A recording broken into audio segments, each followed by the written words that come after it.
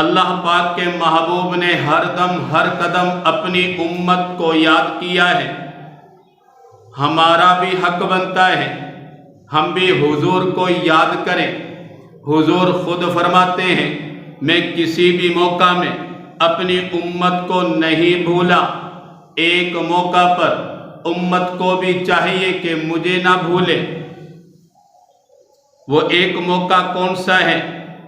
جب مؤذن اذان دے، نبی پاک علیہ السلام فرماتے ہیں اذا سمعتم المؤذن فقولوا ما یقول، جب مؤذن کی اذان سنو جس طرح وہ الفاظ کو پڑھتا ہے جواباً تم بھی ایسے ہی انہی الفاظ کو پڑھتے رہو۔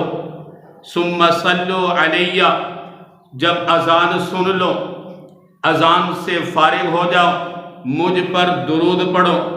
فَإِنَّهُ مَنْ صَلَّى عَلَيَّ وَاحِدَةً صلی اللہ علیہ بہا عشرہ، جو بندہ مجھ پر ایک مرتبہ درود پڑھتا ہے اللہ تعالیٰ کی 10 رحمتوں کا نزول ہو جاتا ہے۔ اذان سن لی، اذان کا جواب دے دیا، جواب کے فوراً بعد حضور پر درود پڑھنا ہے۔ جب درود پڑھیں گے اللہ پاک کی رحمتوں کا نزول ہوگا۔ حضور فرماتے ہیں ثم صلوا لی الوسیلۃ، اذان سن لو، اذان کا جواب دے دو، اس کے بعد درود پڑھ لیا۔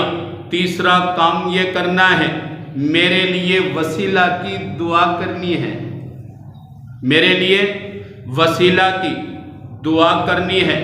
فَإِنَّهَا مَنزِلَةٌ فِي الْجَنَّةِ، وسیلہ جنت میں ایک درجے کا نام ہے۔ وسیلہ جنت میں ایک درجے کا نام ہے۔ لا تنبغی الا لعبد من عباد اللہ ارجو ان اکون انا ہو۔ محبوب فرماتے ہیں اللہ تعالیٰ سے امید ہے، میں گمان کرتا ہوں اللہ تعالیٰ کے بندوں میں سے میں ہی وہی بندہ ہوں جس کو مقام محمود کا مرتبہ ملے گا۔ وسیلہ کہا جاتا ہے مقام محمود کو۔ کس کو؟ مقام محمود کو۔ تو جب بھی اذان سنیں گے تو کیا کرنا ہے؟